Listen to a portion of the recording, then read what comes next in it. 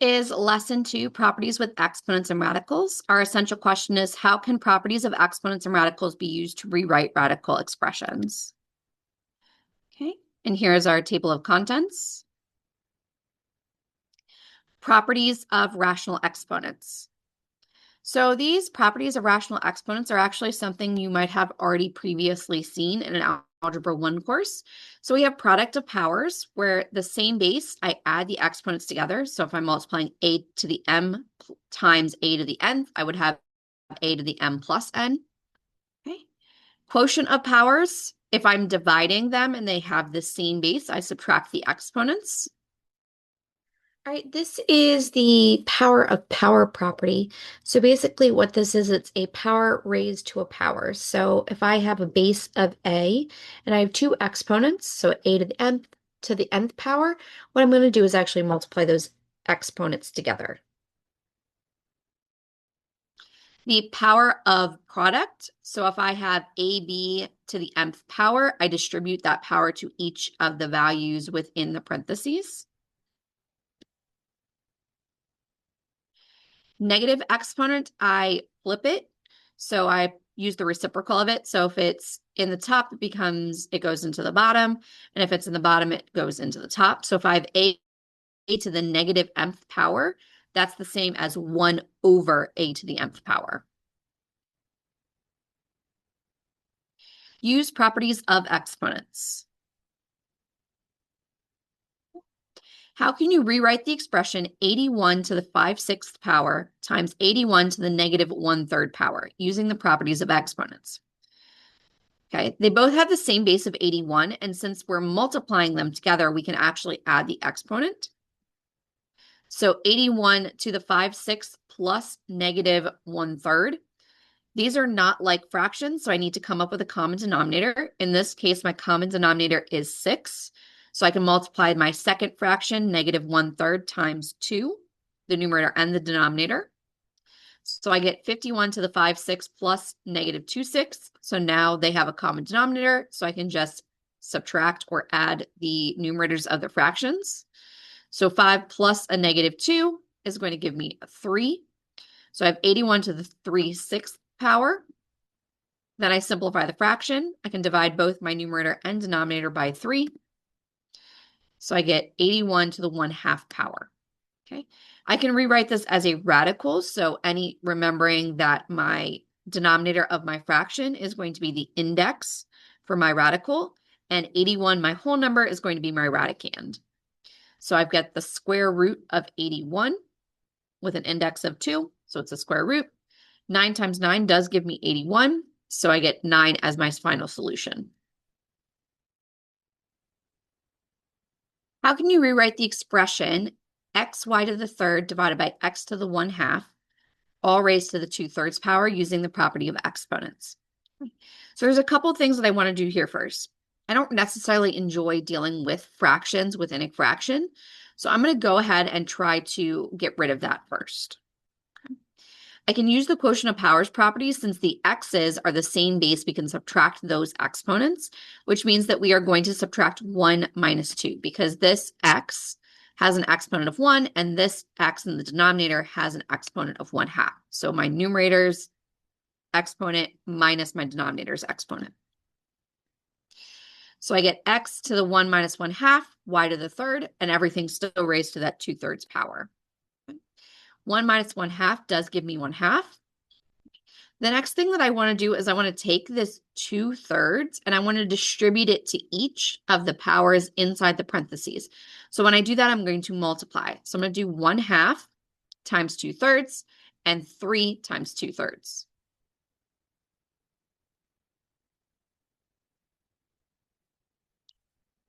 So then I'm going to simplify as much as possible. So again, I had that 1/2 times 2/3, so I just multiply straight across. You can also cross simplify, it'll work the same way. Okay.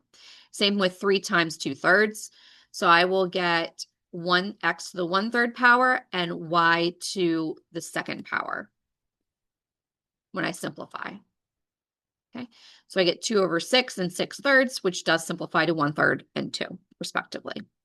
I can rewrite x to the 1/3 using radicals, remembering my denominator for my fractional exponent is going to be my index, and x is going to be my radicand. Okay, so I get y squared. I move that out in front so it's not confusing, and it doesn't, I make sure that I don't include it underneath the radical sign because it's not the same. Okay, so I get y squared root of x. Use properties of exponents to rewrite radicals. Okay. How can you rewrite the nth root of AB using properties of exponents? Okay. So very similar, I can rewrite an nth root using fractional exponents, remembering that n is my index, so that becomes the denominator of my fractional exponent. So my base is AB, and I'm raising that to the 1/nth power. Okay. I can then distribute that 1/nth to each of the terms inside my parentheses. So I have A as one term and B as one term. So I have A to the 1/nth, B to the 1/nth, and then I can rewrite this in radical form again. Okay. So I have the nth root of A times the nth root of B. So we can see that if I'm multiplying two terms underneath my radical sign, okay, and they have the same index, I can rewrite them as separate terms with the same index.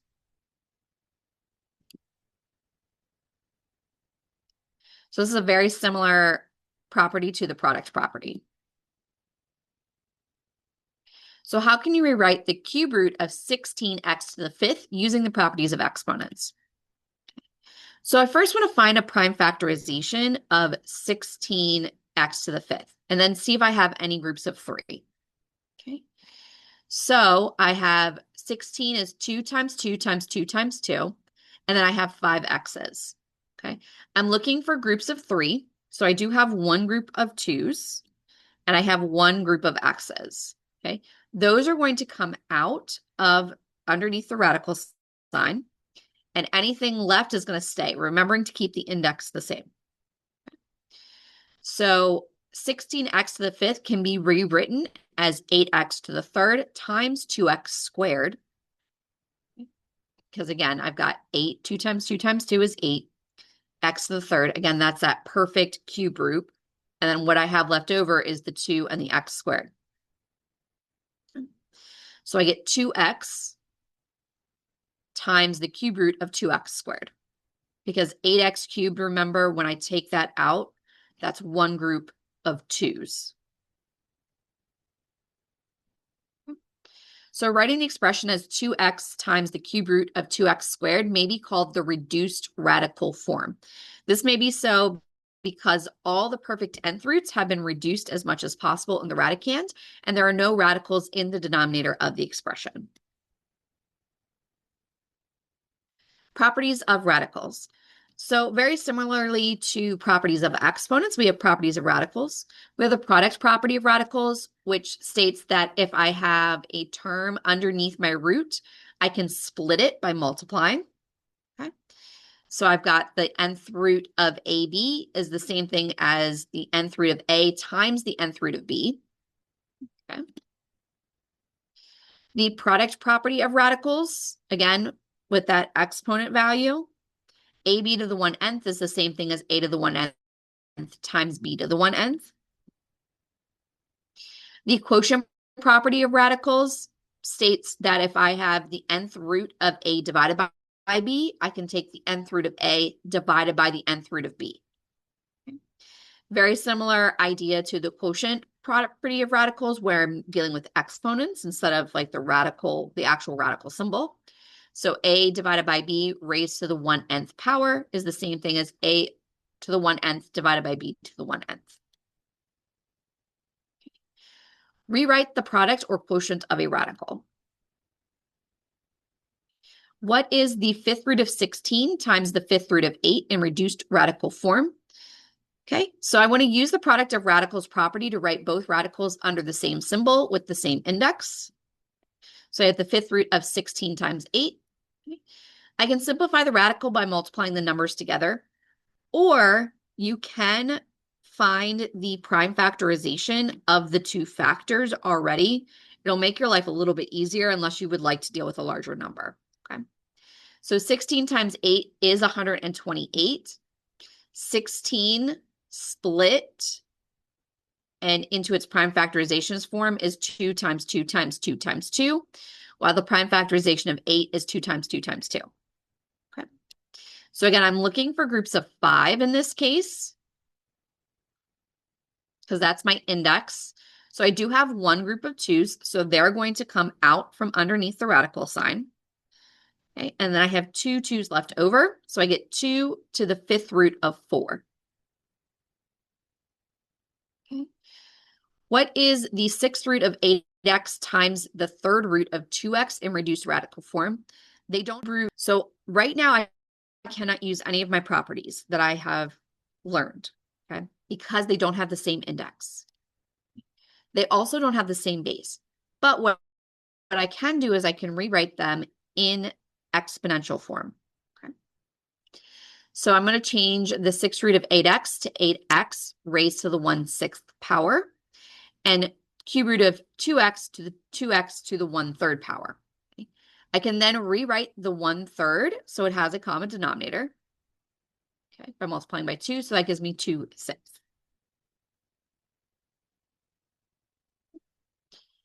I can then recognize that 2x to the 2/6 is the same thing as 2x squared to the 1/6 power, right? Because if I'm doing power products, I do 2 times 2/6, or 2 times 1/6 would give me the 2/6.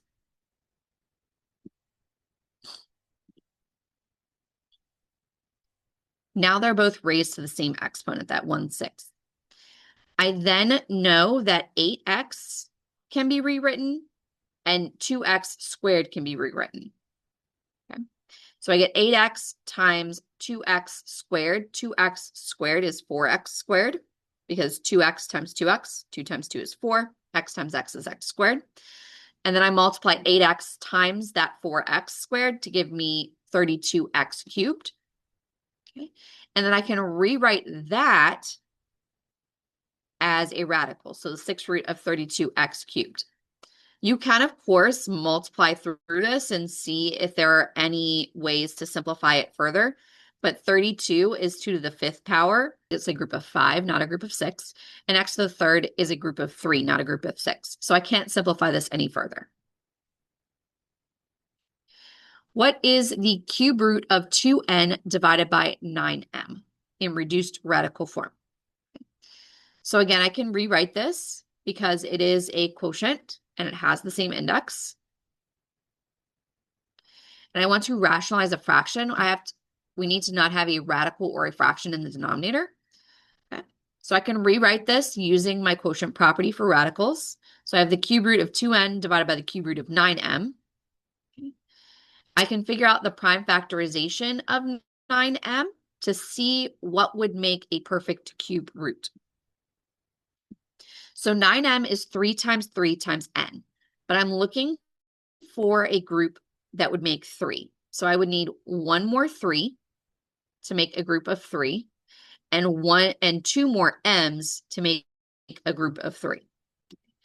Since I need a group of, I need 1 3 and 2 m's, that's what I'm going to multiply my numerator and my denominator by.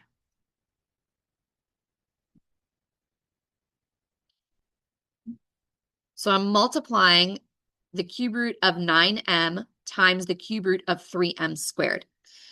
When I'm doing this, when I multiply through, it's going to factor out and get rid of that radical symbol. Because 9m times 3m squared is 27m cubed, and I would have my group of 3's, because 3 times 3 times 3 gives me 27. Okay. And m cubed is m times m times m, which gives me that m cubed, which gives me that group of 3. Okay. I multiply the terms together and simplify. 2n times 3m squared is 6nm squared. And then I have 27m cubed on the bottom. Again, 27m cubed is a perfect cube root because I'm looking for groups of 3. So I can take those out. I can factor them out of my radical symbol. So I'm left with the cube root of 6nm squared divided by 3m.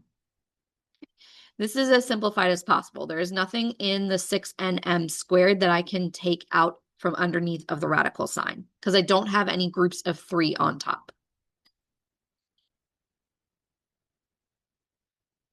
Add and subtract radical expressions.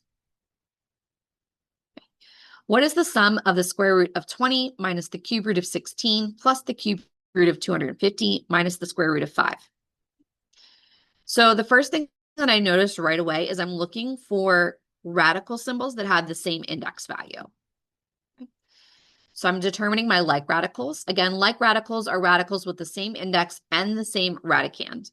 Only like radicals can be combined with addition and subtraction. So I want to determine the radicals with like indexes first. So I have square root of 20 and negative square root of 5. And then I have cube root of 16 and the cube root of 250.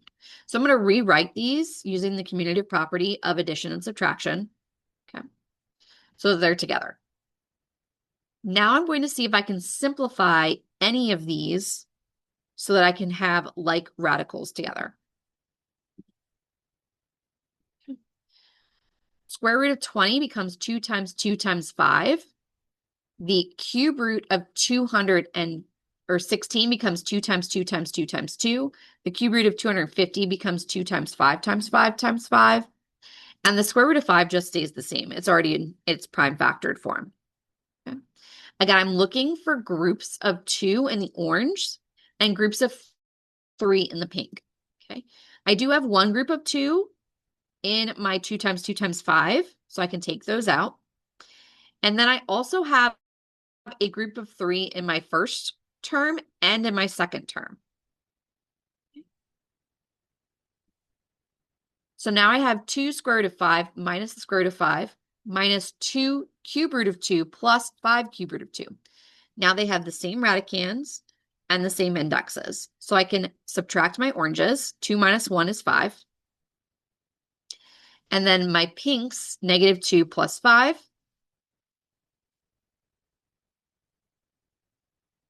Gives me 1 square root of 5 plus 3 cube root of 2.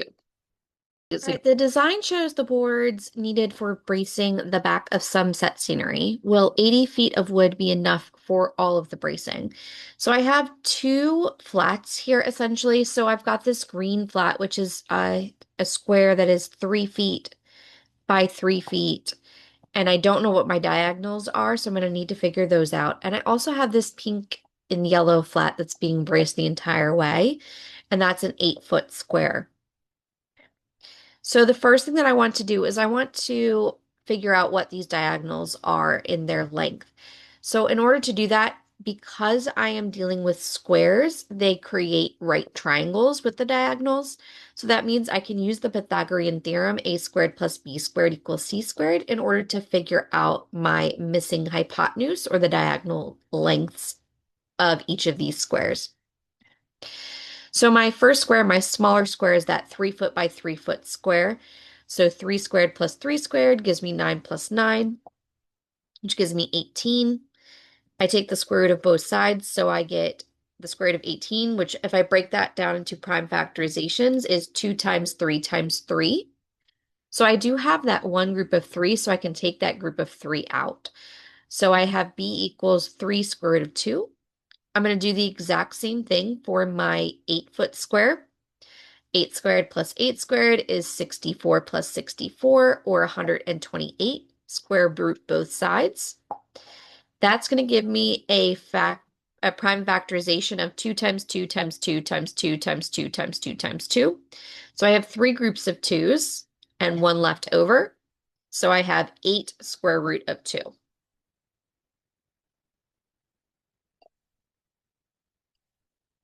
So then I can add all of that together. So in this case, I know that I have 3 sides. Okay. And when I'm dealing with this, I'm looking at this top side right here, as well as this side of the scenery, and then this bottom side of the scenery. I'm not including this side that it shares with that 8-foot flat. And I'm not doing that because otherwise I'd be counting that 3-foot side twice. So I have 3 sides that are 3 feet, 4 sides that are 8 feet, 2 diagonals on the 3-foot flat that are 3 times the square root of 2. And I have 2 diagonals on my 8-foot flat that are 8 square root of 2. Okay, so I'm going to go ahead and add those together. So I've got, again, 3 sides that are 3 feet, so that's 9 feet. 4 sides that are 8 feet, which is 32 feet. 3 square root of 2 feet for 2 diagonals gives me 6 square root of 2. And 8 square root of 2 times 2 diagonals gives me 16 square root of 2. Okay, so when I go ahead and add those together, again, I'm looking for like radicals. 6 square root of 2 and 16 square root of 2 are like radicals because they have the same index and the same radicand. Okay, so I get 41 plus 22 square root of 2 feet. I'm then going to approximate what the square root of 2 times 22 is, which is about 31.1 feet. And then I add that to my 41, which gives me 72.1 feet. So in this case, I will have enough wood in order to brace these flats. Multiply binomial radical expressions. What is the reduced radical form of the cube root of 7 times 2 minus the cube root of 49? So again, I'm going to go ahead and take that cube root of 7. I'm going to distribute it to every term inside my parentheses. Okay. So I get the cube root of 7 times 2, and then cube root of 7 times the cube root of 49. Okay. So then I'm going to go ahead and simplify these radicals. I know that 49 has a prime factorization of 7 times 7, right? So if I have that 49, that's going to break down into 7 times 7. So I have 2 groups of 7 already. I also know that when I rewrite this, I get the cube root of 7 times 49, which means I'm going to have 3 groups of 7 underneath that radical symbol. So when I do that, again, 7 times 49 is 343. I know there's a prime factorization there, so I'm going to go ahead and use that. So cube root of 343 is a perfect cube. So that means I have one group of 7s. Okay. So I get 2 cube root of 7 minus 7. I can't simplify this any further. 7 is a whole number. Okay. And then my radical cube root of 7, I can't simplify that any further either. And I can't add or subtract them from each other because they're not like radicals. What is the reduced radical form of x minus the square root of 10 times x plus the square root of 10? For this one, I'm going to go ahead and FOIL. You can also use the lobster claw method. We had previously looked at that as well. So I'm going to take my first terms, my outer terms, my inner terms, and my last terms. So when I do that, I get x squared plus x times square root of 10 minus x times square root of 10. Square root of 10 times the square root of 10 is like saying the square root of 10 squared. The square root and the square cancel each other out because they're opposite operations. So I'm going to get that negative 10. Okay. Then I go ahead and combine my like terms. My pink and my green terms here are like radicals, so I can add them together. 1x minus an x is 0, so that's actually going to cancel each other out. So I'm left with x squared minus 10. Again, this is in simplest terms. I can't factor anything out. I can't simplify it any further. The other thing to notice here is that I have 2 binomials that have the same terms in the binomials, but they're separated by a minus and a plus sign. Okay. So when I do this and I multiply and I FOIL through that, that inner term and that the O and the I in the FOIL, so the outer 2 terms times the inner 2 terms, when I add or subtract them, they're going to cancel each other out. So I'm left with my first term, so my x times x, or x squared, and then my second term, square root of 10 squared. Rationalize a binomial denominator. Okay.